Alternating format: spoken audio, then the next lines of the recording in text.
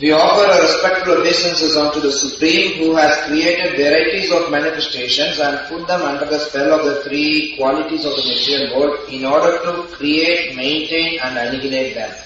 He himself is not under the control of the external energy. In his personal future, he is completely devoid of the variegated manifestation of material qualities, and he is under no illusion of false identification. Purport. Two situations are described in this verse. One is the creation, maintenance and annihilation of the material world, and the other is the Lord's own establishment.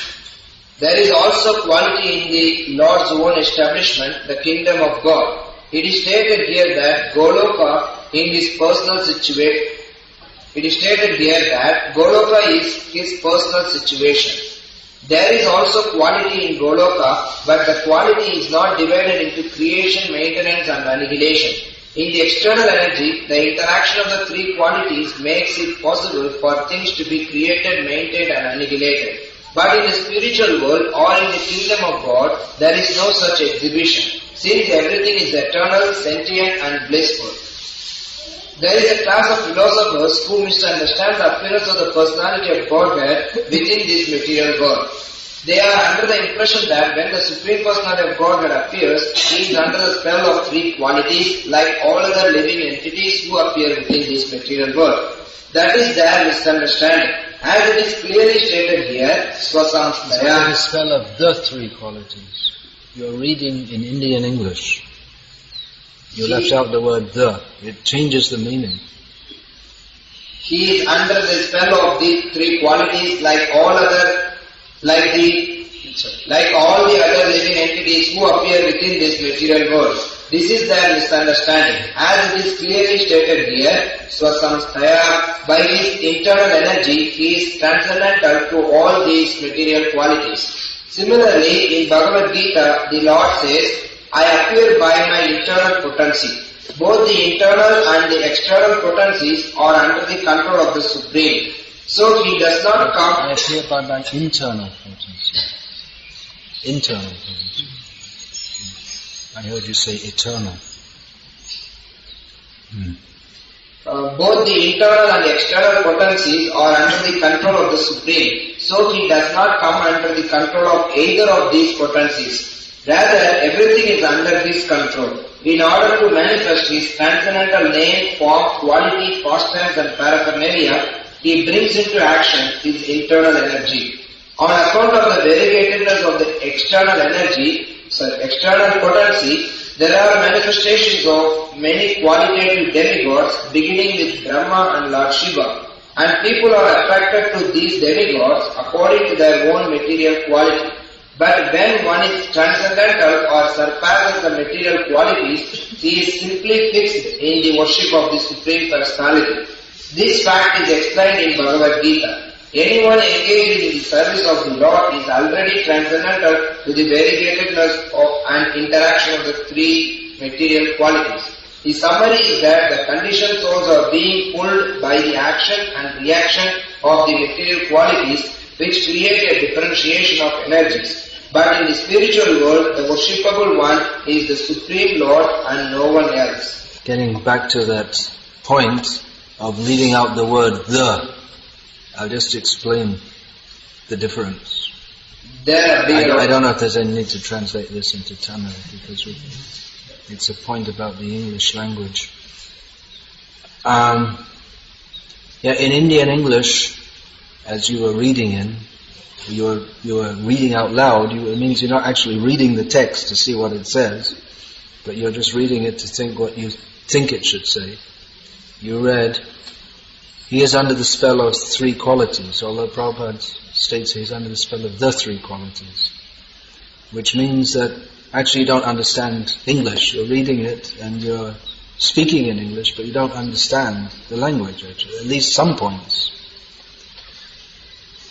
If you say he's under the spell of three qualities, it could be any three qualities. Under the three qualities means specific, which we understand to mean sattva, raja, tama.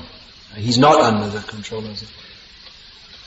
So if you say the, it's specific. If you don't, it's vague. Just like all devotees say, all glories to assembled devotees. They could be assembled in China, they could be assembled in Russia, they could be assembled anywhere. But if you say all glories to the assembled devotees, it means the ones right here now. So, it's so important to get it right. If we don't understand, then we misunderstand. And if we misunderstand, then we miss the whole point. Alright. Well, I guess I could continue that theme.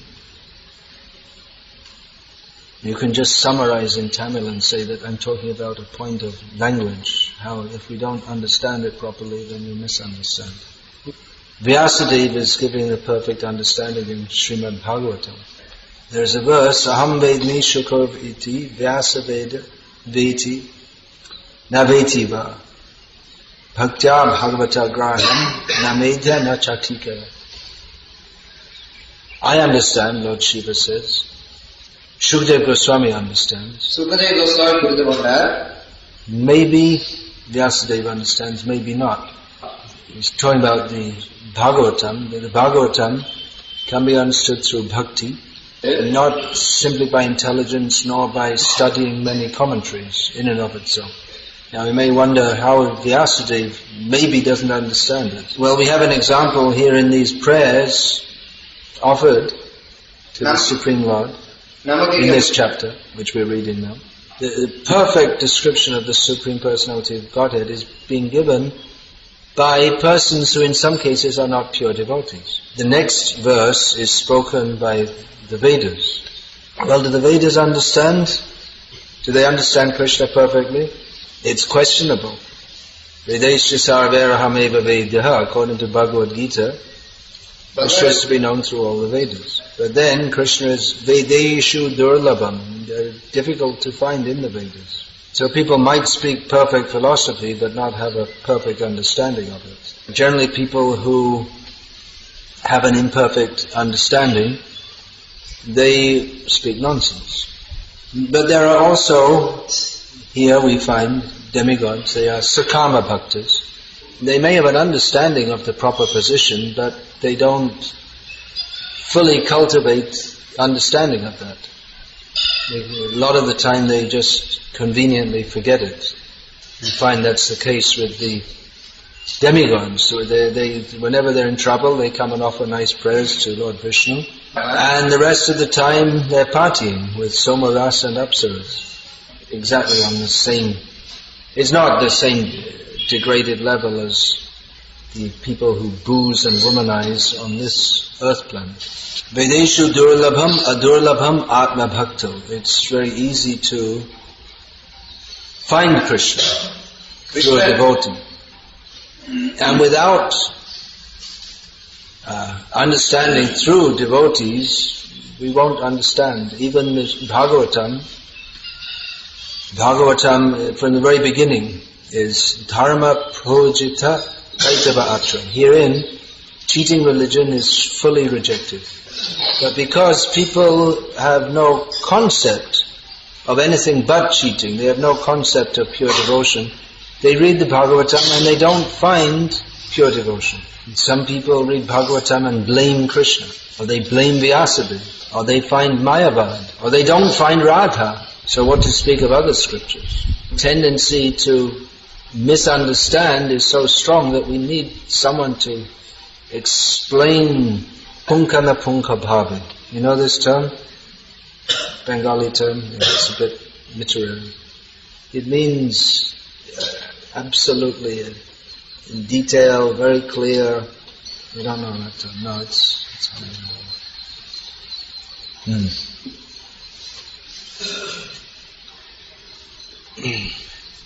So if even the Srimad Bhagavatam, which is meant to solve all the problems of the other literatures, is liable to be misunderstood, then what to speak of the other parts of the Vedic literature?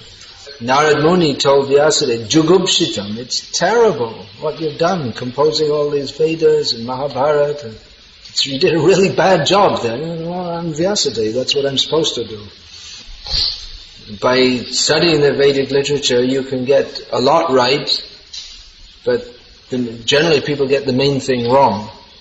They might get it right that material life is miserable and we should endeavor for freedom from material bondage. Generally they get it right that one is supposed to respect one's parents and cows and the Ganga, but they don't find Krishna, so they got everything right except the main thing. He cooked a pot of khichdi perfectly, and then what did he do with it? Used it for throwing as a sport. You cook nice khichdi and then you just throw it on each other. You cooked it perfectly according to the recipe, but you don't realize the purpose is to eat it. It's not. I think that'd be good fun to throw it at others. So, without proper guidance and understanding, even knowledge meant for the uplift of human society it actually adds to the misunderstandings or the downfall. What's that last word you said? I heard karna. Well, let's talk about karna. There's a good example. Generally, by reading Mahabharata, people think, "Oh, Karna's a good guy. What's wrong with him? He was mistreated and he was dealt a really bad hand. That means he had really bad luck from the beginning. Duradishta, bad luck." See, there is lots of Sanskrit in Tamil. He was very charitable, he was very noble, and then this Krishna, he told Arjuna to kill him in absolutely wrong way. So people misunderstand. That Bhagavatam gives the actual conclusion how to understand karma. Yasya asti bhakti bhagavati kinchana sarvaya gunais tatra samasate suraha harav abhaktasya kuto mahan guna manorathena sati dhavato bahihi. One who is a pure devotee of Krishna has all godly qualities. One who is not a devotee of Krishna has no good quality, or no mahan guna. They may have some qualities, but they're not really very good. They're on the external platform, away from Krishna. So, what Arjuna did was, Arjuna, in killing Karna, was exhibiting the highest quality. What he did is absolutely right and worshipable, and we don't have to try to explain it away or say, well, what can you do in the heat of battle? Just, what can you do? And anyway, it's not so bad. Arjuna's killing Karna, apparently against the principles of Dharma, is more glorious than his upholding the principles of Dharma, for instance, by refusing to consort with Urvashi. Arjuna, Krishna's order. He followed Krishna's order without hesitation. Similarly, people think that this Ekalavya was a great Guru Bhakta, and Arjuna was envious of him. But Bhaktisiddhanta Saraswati revealed that Ekalavya was just a fraud. He didn't care to follow the instruction of Guru. For him, the Guru, he made an image of the Guru and worshipped the Guru and wanted to take benefit from the Guru without following his instruction. It may seem very harsh that the Guru took the dakshina of his thumb, so he couldn't utilize the abilities which he had obtained. I don't think in the modern age we'll find gurus cutting people's thumbs off. Of course, we have so-called gurus who order their disciples to have a mass suicide. That's fairly common in the West. There are at least 2 famous cases of that. Of course, guru heavy means he's supposed to cut out the material desires, which is much more painful than cutting off the thumb. In this body, everyone feels, I am this body. And we also, not only the gross body, but the subtle body. So we identify our desires as being me. So to cut them out, it's like cutting Karna's armor. Karna was such a great person, he agreed to have the armor which was born with him. It was like his skin, to have it cut off. So, like that, we have material desires which just appear to be just part of us. To cut them out is very difficult. Of course, in bhakti we don't adopt the policy of just like the Buddhists or severe austerities in certain Buddhist traditions. The Guru will make the disciples stand in the snow for several days and tell the disciple to build a house, and then when he's built it, destroy it. And then again build, and then again destroy. Buddhism is nonsense, just in case you didn't know. So in this age there's no demand for such rigorous difficulty. By practicing bhakti, that by coming to a higher level, one will give up the lower level desires. Raso vajang rasopyasya parang drashtva nibatate. By getting a higher taste, one can give up the lower taste.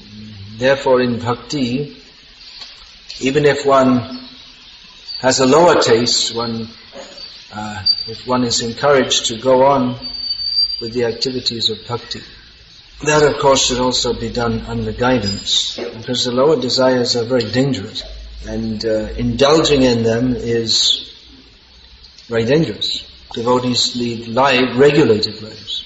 Regulated doesn't just mean that they rise early in the morning, but they're regulated according to the regulations of scripture. Therefore, Hare Nama, Hare Nama, Hare Nama, Eva Kevalam, Kalo Nasteva, Nasteva, Nasteva, Gatiranyata. Go on chanting Hare Krishna. We can't all follow the rules as they were strictly followed.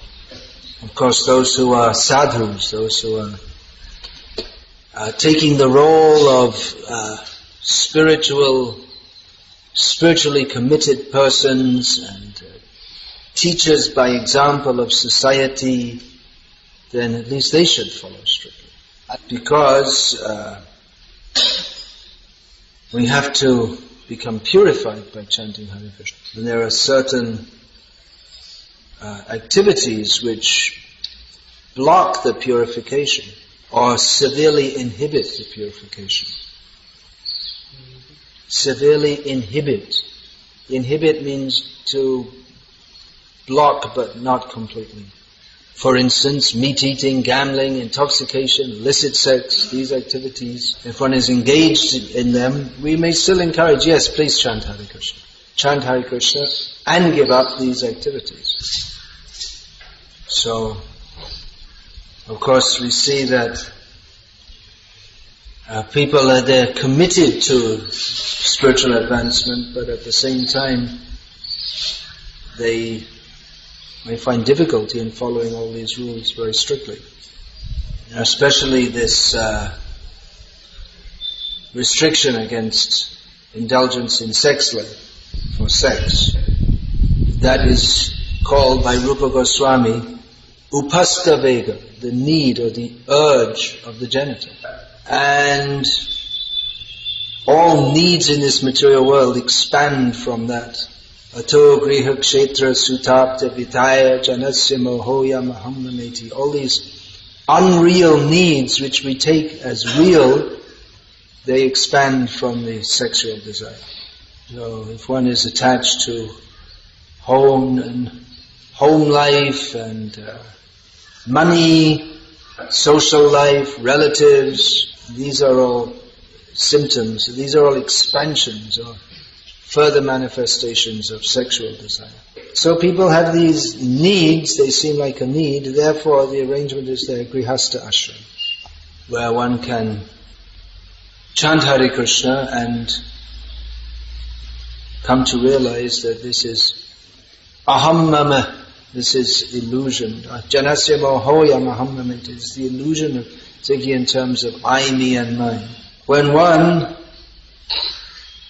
feels that my need to commit myself to Guru and Krishna that is my real need, and is convinced that the need for womanly association, home, social life, bank balance, and all these things, these are not my needs at all, then he should take sannyas. It's not a very difficult thing to understand theoretically, but practically we see that the identification with all these, or the desire for this is so strong that we don't recommend take sannyas very quickly, at least. One Prabhupada writes that to accept one's sannyas, one should at least be confident of controlling the sexual urge. Srila Prabhupada was virtually forced by his disciples to redefine Vedic dharma, or some major principles of Vedic dharma. Actually, you can't redefine it, but Srila Prabhupada had to make some extraordinary allowances. Adjustments, you could say. It's not exactly the same word. It borders on compromise. You got it? Okay. He wrote in one purport that if one is in the sannyasa ashram, but he feels he's not suited for that, then he may go to the grihastha ashram. Not exactly stated that, but Prabhupada states that if one feels he is unfit for the sannyasa ashram, then he may enter the grihastha ashram. But this purport was written in the context of one of Srila Prabhupada's sannyasi disciples being discovered as having several girlfriends among the brahmacharis. But they weren't just smiling at each other, they were full-fledged girlfriends. Now that's in the 8th canto of Bhagavatam, that purport is there. In the 7th canto, Srila Prabhupada had already commented on the word used in the Sanskrit by Vyasadeva, vantashi, which means one who eats his own vomit. The term is used by Vyasadeva, by Narad Muni, and Vyasadeva writes it to describe someone who leaves home, takes sannyas, and then again goes back to family life. There's nothing in the Vedic literature which allows a sannyasi to get married. But Srila Prabhupada did. He didn't want to do that, but he wanted to keep his disciples engaged in Krishna consciousness. After all, these ashrams, brahmacharya, garhastya, vanaprastya, and sannyas, these are external to the soul, and bhakti is the matter of the soul. But the ashrams are there because they're most helpful for helping one to progress toward full spiritual absorption. Similarly, Srila Prabhupada, in one case, he allowed divorce. He wrote against it, but he allowed it, seeing that his disciples, they were uncontrolled in the matter of sexual indulgence, and they'd get married and then divorce, and on and on and on. So it's very clear from Srila Prabhupada's books that he didn't approve of this, but he apparently felt constrained to allow it, seeing the incapability of his disciples. So, practically speaking, the marriage syndrome in our ISKCON is dictated by the lower desires of many of the members rather than the desire of the acharya. That in our society it's normal for someone to just want a divorce for no particular reason and just get divorced. Yep. One of my godbrothers, he was married for many years, and his wife, who is also my god sister, just said, after many, many years, said, I want a divorce. And he protested. She had no particular reason. She said, I just don't want to be married to you anymore. So he protested she was engaged as a teacher in what they call a gurukul, and he protested that you should, to the temple authorities, you should speak against this, and you should not keep her employed in the school, for she's acting against the principles of dharma.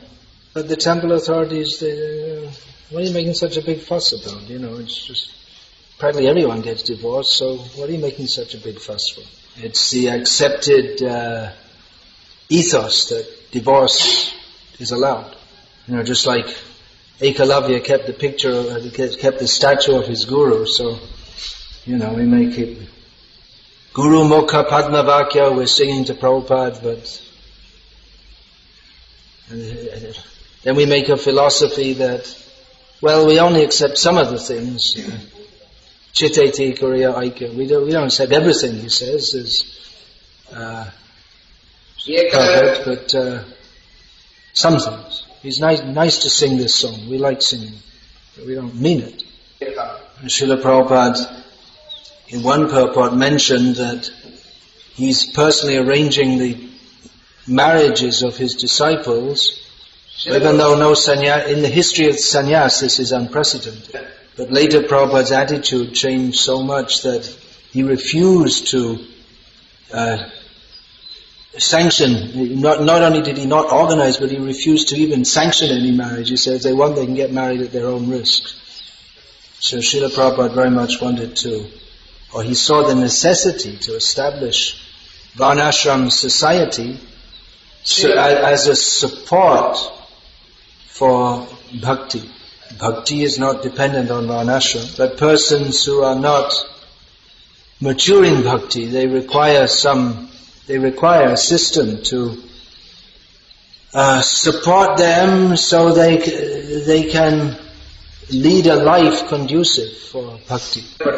But it becomes very difficult or impossible to establish this when the members of the society themselves don't follow the basic principle. Just like yesterday, one disciple came to me wanting blessings for his proposed marriage, his already arranged marriage. He wanted to, or he probably still will, marry a woman who divorced her husband because he wasn't a devotee.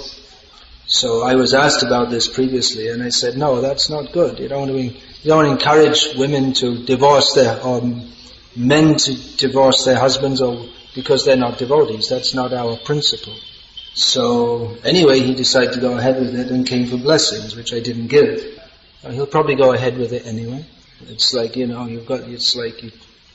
take the Guru's hand and stretch it behind his back and say, yes, I give my blessings. I'm going to tell him to stop chanting Hare Krishna. This kind of thing, it creates a kind of syndrome where you do something, the Guru doesn't like it, but you do it anyway, and you go back later and say, it's alright. You just wait some time and come back later, and then everything will be okay. So, like I say, the disciples are dictating the social ethos, not the Shastra or the Acharyas. And then the next thing is they want to redefine or re-edit Prabhupada's books because it doesn't fit with everything that people like. So someone should say these things, define what is right and what is wrong, what pravriting cha nivriting cha, what is to be done and what is not to be done. If we just go with the flow, as the saying goes, then we may be very popular. Just goes along with the current of the river. But then everything becomes distorted. We go along with the current of the river, but the river, we may be in a delusion that the river is flowing to Krishna, but it's actually sewage water. So gradually we allow illicit sex, intoxication, gambling, and meat eating, and chant Hare Krishna. And Karna's right, and Krishna is wrong. Arjuna was good, but he got corrupted by Krishna, and that's what happens. So, therefore we sing Guru Mukha Padmavakya Chitete Korea Aikya Ana Koriha Manayasha. We're supposed to understand what that means and apply it in our lives. That the words from the lotus mouth of the Guru, I make them one with my heart and don't desire anything else. It's a very, very heavy thing to sing. The Buddhist Guru who has his disciples standing in the snow, they're not heavy. They're not heavy. They're lightweight. They're not real gurus. But the Guru who instructs you to become free of all desires except to fully surrender to Krishna, that's much more heavy. The stand in the snow guru, it may think, well, that's helping to purge you of all material desires. But actually, you're just cultivating a much bigger desire. If you're just a materialist, that's not Krishna consciousness. But if you cultivate the idea that I'm liberated, but I'm not serving Krishna, that's further away from Krishna. Buddhism, it's actually demonic. Someone who eats meat, drinks wine, has intoxication, illicit sex. Of course, there are many Buddhists who do all these things. But one who does all these things, but is not deliberately cultivating the idea of liberation without Krishna consciousness, he's in a much better situation than a Buddhist monk who follows all these things, but doesn't. He's in a much better situation than the Buddhist monk who follows all these things, but who's cultivating the idea of liberation without Krishna. Bhakti is so powerful that even if we don't follow strictly all the varnashram rules, by chanting Hare Krishna we can still be highly benefited. The problem is that we make a mess for everyone else, and in this way we place obstacles indirectly place obstacles in the establishment of the Krishna conscious movement according to the principles given by our acharyas. All right, Hare Krishna. Are there any questions about this place? Anyone want to go and stand Anyone going to go and stand in the snow? There's no snow in Tamilnadu. Is there? You have a word for snow in Tamil? It's something like microenzyme. There's a word, but there's a word, but no one knows what it means. It's like there is a word, but it's a derived one. Just flow of ice. Ice flow. Yeah. You have to imagine what it means.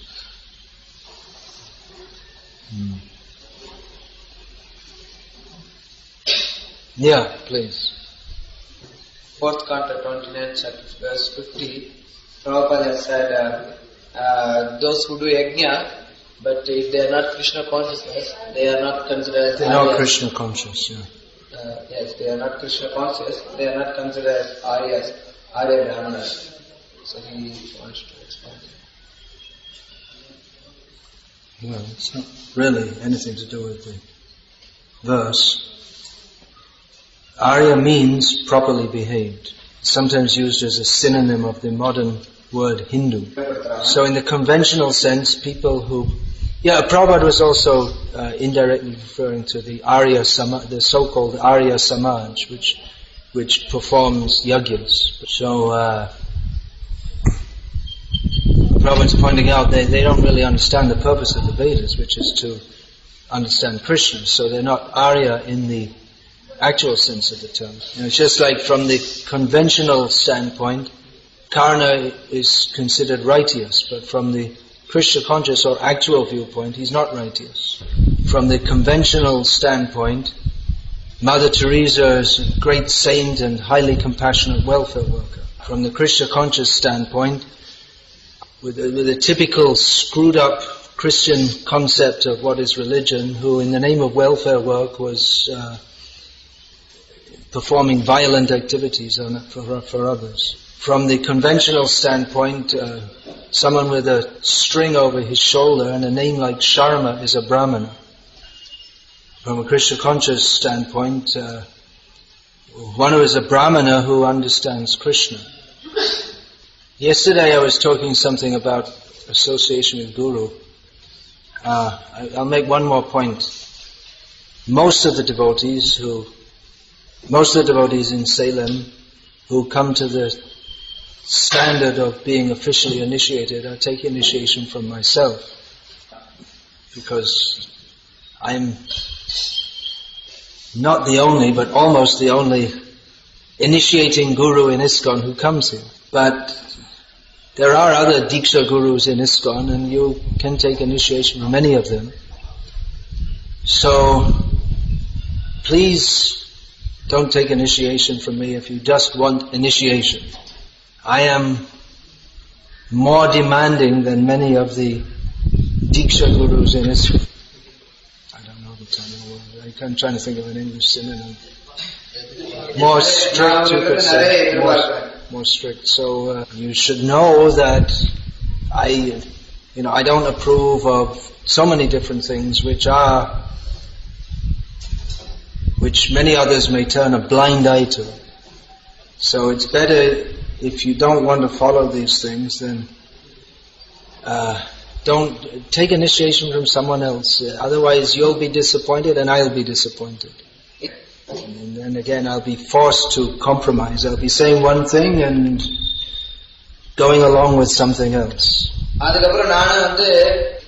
Well, it's not exactly this. What's the Sanskrit you're referring to? Yeah, well that's the... Is it? Ask him. Yeah, but you just...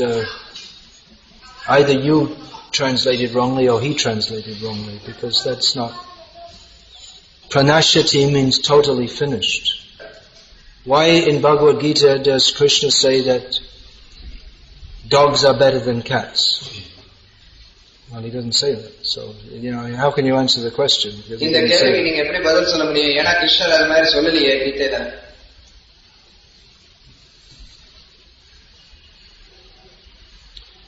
Hare Krishna. Srimad Bhagavatam ki jai.